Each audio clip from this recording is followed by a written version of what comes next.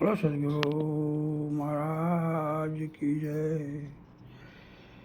हे गुरुनी प्रतिमा पाळशे करे सदगुरुनी सेव, आखर लगे एकता रहे नहीं मनुष नहीं दे। राम नाम रघुवंश मणि करे तेजी तापनो नाश, काल कंपे जम सरसरी ऐसे नाम लो प्रताप।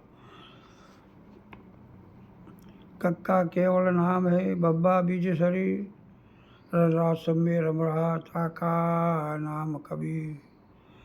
कबीर कबीर तुम क्या करो खोजो आप शरीर, पांच इंद्रिय को वश करो तो पोते दास कबीर। देह भावे ना देखिए आत्म भावे नित्य, यही सज की बूटिया है अनुभव या निरी। देहाध्यास से तू नहीं नहीं कोई कर्म व्यवहार, शुद्ध चेतन आत्मा साक्षी सर्वलोसार।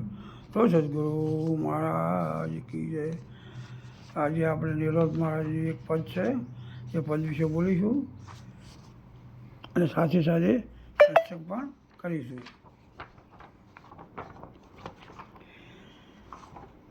पूरा गुरु मिले आया मैं तब जानूं, पूरा गुरु मिले आया, पूरा गुरु की वही निशानी, पूरा गुरु की वही निशानी, अपना ही यहाँ पर रखाया मैं तब जानूं, पूरा गुरु मिल आया, पूरा गुरु मिल आया मैं तब जानूं, पूरा गुरु मिल आया। અહીંયા નિરાજ બાબુ શું કહેવા માગે છે? પૂરા ગુરુ ક્યારે મળ્યા કહેવાય કે જ્યારે પોતાના સ્વરૂપની પ્રાપ્તિ કરાવે ત્યારે એમને પૂરા ગુરુની ઉપમા અપાય છે। જેમ કે ગુરુ અને સદગુરુમાં ઘણું અંતર છે। ગુરુ જે છે બધું પકડાવે છે, જેમ કે કંઠી બોધવી, મંત્ર આપવો, જાપ કરવા, ગ્રહના નંગ પહેરવા, પનોતી, ચોઘડિયા, મૂર્તિ પૂજા, હોમ હવન કરાવવાનું પકડાવી શું કરે છે? બંધનમાં નાખે છે। ત્યારે સદ આગળ લાગ્યું એટલે પોતે સદ સ્વરૂપ છે, જે ત્રણેય કાળમાં પોતાની યાદી ધરાવે। શું કરે છે? ત્રણેય કાળમાં પોતાની યાદી ધરાવે છે। તે બધું છોડાવવાનું કામ કરે છે। જેમ કે મુહૂર્ત, ગ્રહ, પનોતી, ચોઘડિયા, માળા, મંત્ર, વ્યસન, ભ્રાંતિઓ અને ઉચ્ચ નીચના ભેદભાવ છોડાવે છે અને એ અંતરમાં બોલી રહેલા અવિનાશીની ઓળખ કરાવે છે અને પોતે સદગુરુ જ્ઞાન દ્વારા જાણેલ અને પોતે અનુભૂતિ કરેલ સ્વરૂપની પ્રાપ્તિ નિચરણે કરાવે છે અને બ્રહ્મનિષ્ઠ, બ્રહ્મસૂત્રીય અને બ્રહ્મજ્ઞાની અને શાસ્ત્રોના પ્રવીણ તેમને પૂરા ગુરુની કહેવાય છે। પૂરા ગુરુ કી यही નિશાની, અબ નહીં આપ લિખાયા, અપના ही આપ લિખાયા, એટલે પોતાના સ્વરૂપની ઓળખાણ કરાવે। જેમ કે 5 તત્વ, 25 પ્રકૃતિ, 10 ઇન્દ્રિય, 4 અંતસ્કરણ, 5 પ્રાણ અને 3 ગુણ। આ 52 તત્વથી હું ઉપર છું, 52 તત્વને જાણવાવાળો છું। 52 તત્વ મારી સત્તા અને પૂર્ણ શક્તિથી પોતાનો ધર્મ બજાવી રહ્યા છે। સદગુરુ કેવા છે? સદગુરુ પ્રકાશ સ્વરૂપ છે, જે તેમના સાનિધ્યમાં જાય છે તેને પોતાના સ્વરૂપ બનાવે છે। જેમ ભમરી ઈયળને પકડી ડંખ મારે છે, તે વખતે ઈયળ ઊંચી થાય છે અને તેને ફરી ડંખ મારી માટીનો દર બનાવી તેમાં પૂરી દે છે ને પછી તેની આજુબાજુ નિજ ગણગણાટ કરે છે ને તેના ગણગણાટ અને તેના લાગેલા ડંખના ચટકાના સમરણથી ઈયળ ભમરી બની જાય। તેમ સદગુરુ સેવકને પોતાના સાનિધ્યમાં યુક્તિ મુક્તિ કરી જ્ઞાન અને ભાગ્ય તક લક્ષણા કરી સમજાવે છે। હવે તે શ્રવણ, મનન, ચિંતન અને નિધ્યાસન કરતા અને સદગુરુના વચન મુજબ આચરણ, વાણીને વર્તનમાં રહેતા તેમના સ્વરૂપ બની જાય છે। ક્યારે કે સદગુરુજી આપી શાન છે તે મુજબ વાણી વર્તનમાં બરોબર રહે તો તે તેમના સ્વરૂપ બની જાય છે। આપ વ્યાપ મેં व्याप आप में दुजाही भरम मिटाया। दौलत मान को अडोल की ना, दौलत मान को अडोल की ना, फिर ना जाए डोलाया मैं तब जानूं पूरा गुरु मिल आया, पूरा गुरु मिल आया मैं तब जानूं પૂરા ગુરુ મિલ્યા। પોતે સર્વમાં છે અને સર્વ પોતામાં છે એવું જ્ઞાન થવાથી દૈતપણો મટી જાય છે, બીજું સહી ભ્રાંતિ ટળી જાય છે અને સદગુરુ ચરણે જે જિજ્ઞાસુ જાય છે તેને પોતાના સ્વરૂપ બનાવી દે છે। જેમ કે લાકડું અગ્નિમાં નાખ્યા પછી અગ્નિ સ્વરૂપ બની જાય છે।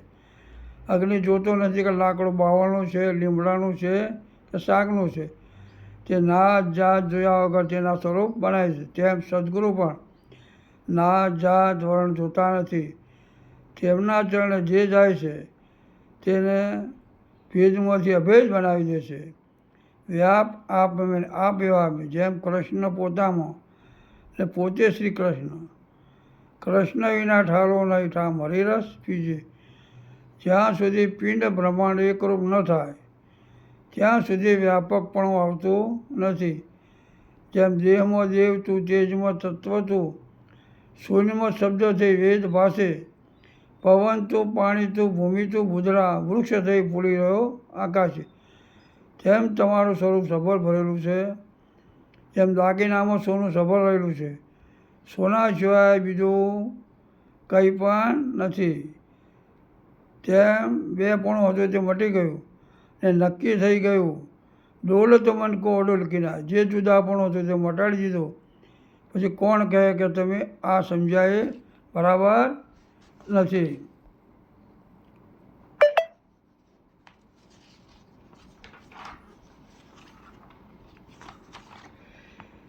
એટલે અડોલ બની જેમ લોખંડના બે સળિયા બરાબર ગરમ કરી જ્યારે તાવ આવે એટલે બંને શેડા મિલાવી હથોડાના ઘાવથી બરાબર ટીપતા એકરૂપ બની જાય છે। પણ ક્યારે કે બરાબર તાવ આવે અને બંને છેડા સરખા મિલાવે અને પછી એના પર જો ઘરના ખાવામાં આવે તો એ એકરૂપ બની જાય। તેમ સદગુરુની કરુણા અને સેવકની તીવ્ર જિજ્ઞાસા હોય તો સદગુરુ શબ્દરૂપી બાણ વાગતા તરત ફિટ થઈ જાય છે। પછી ગમે તે ફેરવાવાળો મળે પણ ફરે નહીં।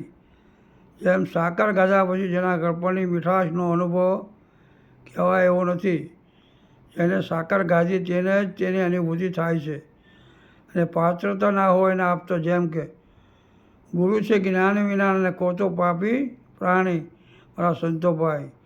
એટલે શિષ્ય ત્રણ પ્રકારના છે, પૂર્ણ વૈરાગી, મધ્ય અને મંદ પાત્ર। તેવું જ તેને જ્ઞાન થાય। જેમ કે લોખંડ હોય તો પારસમાં દાળતા સોનું બની જાય છે અને કાઠ હોય તો કાઠ ગાળી નાખવું પડે ને કાઢી નાખ્યા પછી જ સુવર્ણ બને છે। એટલે કે પાત્ર શુદ્ધ થતાં જ વાત તરત પકડાઈ જાય છે। એટલે કે શું કહેવાનો મતલબ છે કે પોતાનું જો છે એ અંતસ્કરણ શુદ્ધ ના હોય ત્યાં સુધી વાત ફીટ બેસતી નથી। 5:25 पसे गढ़ भीतर अपने अपने घर आया। भीन भीन मत देर धार को, भीन भीन मत देर धार को, सबको एक घर लाया मैं तब जानूं पूरा गुरु मिल आया। पूरा गुरु मिल आया मैं तब जानूं પૂરા ગુરુ મિલ આયા। 5 તત્વ અને 25 સ્વર્ગોથી આ ઘટમાં વસીને રહ્યા છે। જેમ 5 તત્વ અને 25 સ્વર્ગોથી સૌના ઠેકાણે છે, પણ આ સર્વ શાના આધારે છે તેનું મૂળ જોવા જઈએ તો પોતે જ છે। આમ એક ઘેર આવ્યા વિના મેળ પડશે નહીં। જો માણસ રાતે બહાર ગામ જવા નીકળ્યો હોય અને ભૂલો પડે તો દિવસ ઉગે એટલે ગમે તેમ કરી પાછો આવી જાય, પણ દિવસે ભૂલો પડ્યો હોય તો પાછો આવી શકતો નથી. દિવસ એટલે મનુષ્ય દેહ છે, બીજા દેહ ભજન કરી શકાતા નથી. પશુ પંખી જળચર ભૂચર વગેરે ભજન કરી શકતા નથી, કારણ કે તેમનામાં બુદ્ધિ મનનો વિકાસ પૂર્ણ થયેલો નથી.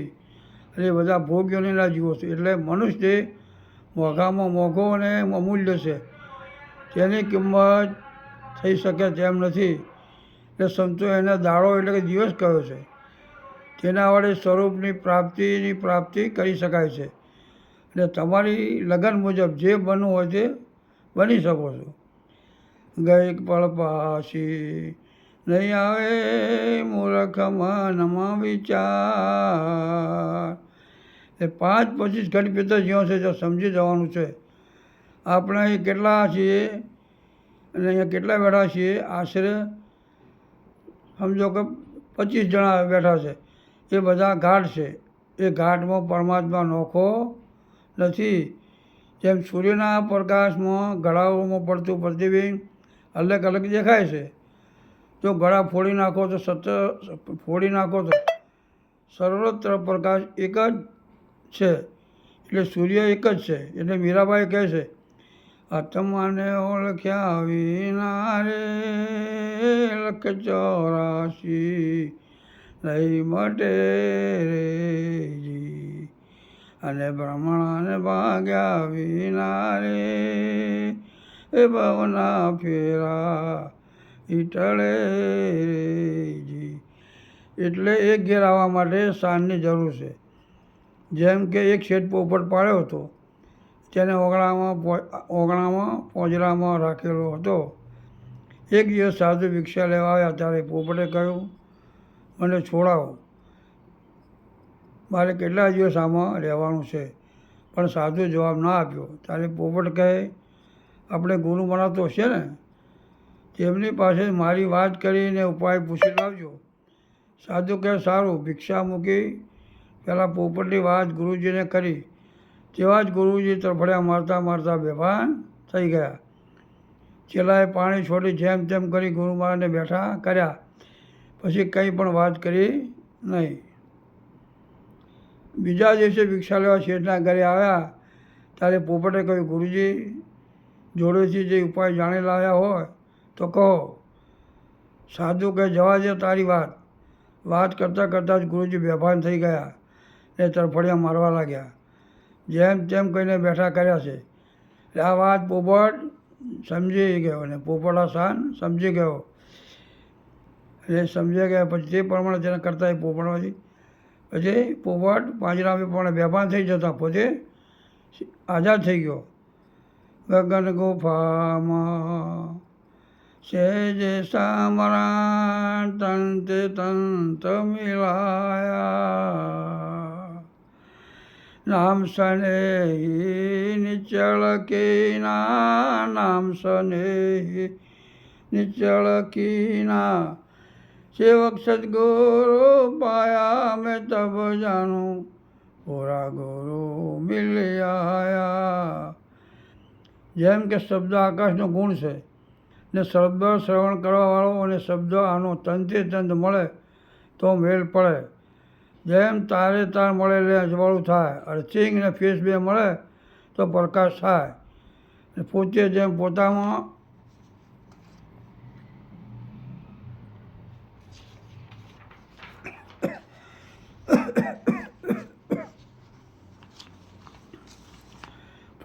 પોતામાં ભળે, જેમ પાલો પાણીમાં ભળે. પાલો એટલે બરફ, પાણી ને બરફ જુદા હોય નહીં, તેમ પરમાત્માને તમે જરા પણ જુદા છો જ નહીં. નામ સનહી નિશ્ચળ કિના. સનહી એટલે પોતાના નામ સનહી છે, તે જરા પણ ચલાવવામાં થતો નથી. નામ એ જ બ્રહ્મ છે, નામ એ જ આત્મા. જ્યારે પદાર્થ આકાર વૃત્તિ સ્વરૂપ આકાર થાય છે તે જ સ્વરૂપ જાણે છે. તે અનામ, જેમ સાર નામ એનો લય થઈ જાય છે. અનામ જેમ સાર નામ એનો લય થઈ જાય છે, પછી સ્વરૂપ આકાર વૃત્તિ થયા પછી નામ એ જ અલગ નિરંજન. જે કંઈ બોલી રહ્યો છે એ બીજો નથી. બોલે બોલાવે સબગટ બોલે, સબરે ઘટમાં રહ્યો સમાય. તેને ખબર નથી ને ભગવાનને બહાર ગોતે છે, પણ તે તો તમારી પાસે છે. જેમ મૃગ નાભીમાં કસ્તુરી ને ઢૂંઢે ઘાસ ગંજી. મૃગ સુગંધ લેવા આમ તેમ ભટકે છે, તેને ખબર નથી કે કસ્તુરી પોતામાં જ રહેલી છે. તેમ સંતોની અંતરદ્રષ્ટિ છે, તેમને તરત જ ખબર પડી જાય છે. સંતોના શબ્દો મોતી જેવા અમૂલ્ય છે. જ્યાં સુધી આપણામાં સમદ્રષ્ટિ નહીં આવે તો બીજામાં પણ નહીં આવે. સામે આપણે સ્વરૂપ જોઈશું તો તે પણ સ્વરૂપ જ જોશે. જેને નામ પર નિષ્ઠા બેસી ગઈ છે, જેને અમૂલ્ય હીરો મળી ગયો છે, પછી તે ભીખ માગવા નીકળે જ નહીં. આપણને નામ મળી ગયું હોય, સ્વરૂપ સમજાઈ ગયું હોય તો ભૂખ શાની રહે. સંતોના વચન મોતી જેવા છે ને તે આપણું કલ્યાણ કરવાવાળા છે. શું કરવાવાળા છે? આપણું કલ્યાણ કરવાવાળા છે. જેનું સંત મહાપુરુષના જેવું આચરણ છે ને તે સાચો અધિકારી છે.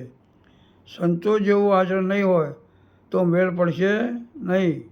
એટલે કહ્યું છે કે દેહમાં વચન એક દીવો, તેને સતમતથી શિવભાઈ જુઓ. દેહમાં વચન એક દીવો, એ સતમાં રહેવાથી જ અજ્ઞાનરૂપી અંધારું દૂર થઈ જાય છે. જ્યાં સુધી સતમાં નહીં હોય ત્યાં સુધી વાત સમજાશે નહીં. માટે જેમ બને એમ સદગુરુના વચનમાં રહેવાનું છે. આગળ શું કહે છે? લખે લખાવી તો દુનિયા મેં ઓર ઠગા ઠગ ખાયા. નિરાત નામે કિયાને વેળા, નિરાત નામે કિયાને વેળા. ઘટ મટપટ દર્શાયા, મેં તબ જાણું પૂરા ગુરુ મિલ આયા. લખે લખાવે એટલે સમજે ને સમજાવે. આ બે પણ કેવળ સમજવા પૂરતું છે. અદ્વૈત પદમાં બે નથી. જ્યાં સુધી સર્વમાં સ્વરૂપ ન સમજાય ત્યાં સુધી ગુરુને સેવક બે ભાવ રહે છે. પણ જ્યારે સત્ય સમજાય છે ત્યારે દૈતપણું મટી જાય છે. સત્યને નથી જાણતા અને ગુરુ બને છે તે ઠગ છે. તેમનાથી કોઈનું કલ્યાણ થતું નથી. નિરાંત મહારાજ કહે છે કે નામે નિવેડો આવી જાય છે. જેને એકડો આવડતો હોય તે બીજાને લખાવી શકે. તેમ જેને નામ સ્વરૂપની પ્રાપ્તિ થઈ છે તેને ઘટમાં મઠમાં અને પટમાં એટલે કે સર્વમાં જેને નામ સ્વરૂપ વિના બીજું કશું દેખાતું નથી, કેવળ અદ્વૈત સ્વરૂપ જ છે તેવું ગુરુ કૃપાથી સમજાય છે. જેમ કે ઘટમાં રહેતું આકાશ જ મહાકાશ છે, પછી તેને મહાકાશ બનાવવા માટે ઘડાને લય કરવાની જરૂર નથી. કારણ કે ઘડો જ આકાશમાં રહેલો છે. પછી ઘડો તૂટે આકાશમાં ક્યાં જાય? એટલે આકાશ સર્વત્ર વ્યાપક છે, તેના સિવાય અણુ માત્ર ખાલી નથી. તેમ પરમાત્મા સર્વત્ર વ્યાપક છે એ તેના સિવાય અણુ માત્ર ખાલી નથી. તેની સત્તા અને પૂર્ણ શક્તિથી સર્વત્ર જગત ફૂલ્યું પાડ્યું છે. જેમ કે ગળામાં અંદર બહાર ઉપર નીચે માટી સિવાય કંઈ નથી. કારણ કે પટ પોતે જ માટી જ બની ને પતિત થઈ રહી છે. તેમ જળમાં જે નાના મોટા તરંગો ઉઠે છે પણ તરંગ જળથી જરા પણ જુદા નથી. તેમ જગત પરમાત્માથી એક દોરાવા પણ જુદું નથી. માટે સમજણના ઘેર પાછા વળવાનું છે.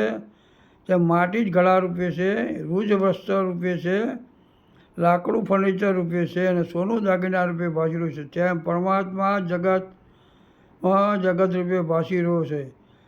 જગત પરમાત્મા છે, બીજું કંઈ છે નહીં. બોલો સદગુરુ મહારાજ કી જય, બલારામ મહારાજ કી જય.